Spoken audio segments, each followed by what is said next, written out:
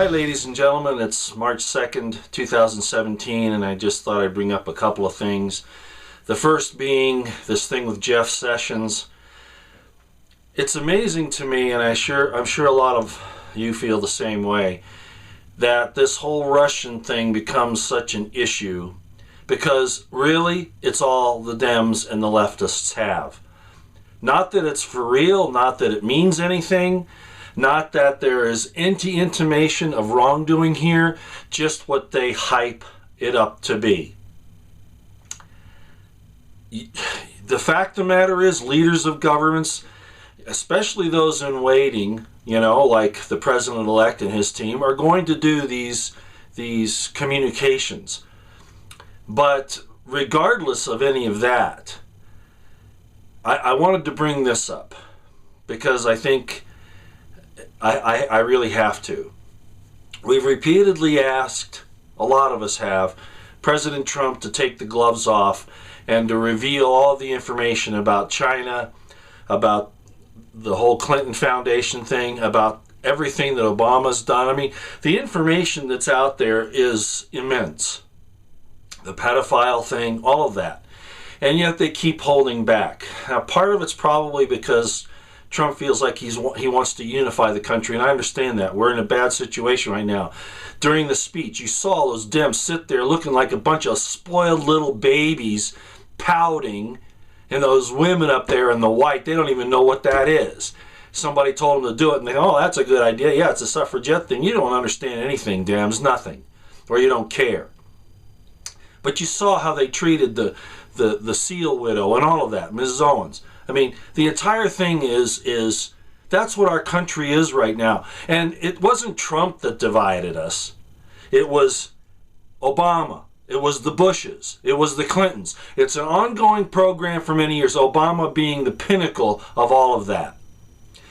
So, what am I saying? Well, maybe if you ignore something, it'll go away. Or maybe if you don't give it credence, it'll die out on its own. Of course, I'm in no position, many of us aren't, most of us aren't, to give President Trump our feelings on this. But I'm just going to go with it, with his decision. I mean, what else can I do? So this thing with Sessions is probably a non-event. At least that's probably how the administration's looking at it. And maybe rightly so, I don't know. But I do know that the Dems and the lefties are disgusting. And lack of proof, I mean, the intelligence people that were left behind by Obama and the State Department, etc., FBI, CIA, all of that, NSA, all of it, they never even send out the whole context of the information. It's some little snippet, and then they blow it up into something that it isn't. Have you ever been to a schoolyard brawl? And the guy that starts the fight comes up with some fantastic, ridiculous story to support his position in being the bully. That's what this is. It's the same thing at a national level. It just shows how bad Americans are. And I want to touch Representative, so-called Jason Chaffetz. What a turncoat. Now he's telling Sessions that he needs to recuse himself. Chaffetz, I've never seen anybody jump around the way you do. And it's not because you're after the truth. It's because you're trying to stroke somebody that you think is going to help you. You're playing the middle road like so many of these other people do. You are just anathema to liberty, anathema. You had a chance to go after the BLM. And who paid you off? You said, oh, well, we're not going to do that. We're going to back off it because it might send the wrong message. The BLM and what they've done and the FBI supporting them in this and not investigating their wrongdoing is the problem. The EPA, I see, we're going to be able to drop a lot of that. It's about time. Okay, wow. I can't believe I got upset about that. I wasn't going to. Okay, enough on that. All I'm saying is that if the Trump administration doesn't want to take the gloves off, there's nothing that we can do about it, okay? And they might have a good reason for doing it. I just hope it doesn't come from behind and nip them in the ass, which it probably will. All right. I love Trump. His family, wonderful, decent, noble people, despite what Pelosi and all of those creeps, all those people who, now they're talking about, the Constitution. He's the deflector in chief. He's not following the Constitution. Where were you when you were breaking the Constitution constantly and never even considered that you were doing something wrong? Push that away. Okay. I want to thank Pam Jones for Liberty. She put up a really interesting meme today on Twitter. You should go look at it. I should have taken a picture of it, but at any rate, she talks, basically she's quoting Ezekiel 22:30 about the servant of the Lord building a wall to protect the people and standing in the breach there. It's probably nothing to do with Trump, okay? Although, like I've often said, these metaphors, these prophecies come, because I haven't looked at it that close, come in very particular circumstances. And if you look at the way it's worded, the types of letters that are used in the Hebrew and all that, it really can mean something. And I haven't gone that far, but I thought it was just great that she put that up, so I wanted to thank her for it. Then I wanted to talk about this thing with David Knight. He put up he did the nightly news or something anyway, but he put up a video. It's about, maybe 12 minutes long, something like that. And it's called UK Cops Give Up on Prosecuting Pedophilia. And I would like, the link is down below, and I think David Knight, I have so much respect for David Knight. He has some particular beliefs that sometimes, I just wish he would open up and talk a little bit about it with me, but he won't do that. They're under orders not to do that, it looks like. But at any rate, the bottom line is this video he did, starting at about the 6 minute and 15 second mark. If you could go look at that, I think you should watch the whole thing, actually, and the link again is below. But listen to what he says about not supporting people, even if they're conservatives, but they're into this gay, pedophilic, all of that lifestyle, and how we should still view that. And he said, he doesn't care if people unfollow him on Twitter. He's not going to be standing in front of God being judged by how many Twitter followers he had.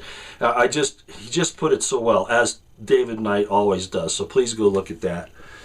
And then to finish up real quick today, the corruption of the Obama administration is so outrageous that there's no way I could even cover it all here. So I'm only going to bring up two things today. The first being Obama's OFA, which of course is Organizing for Action.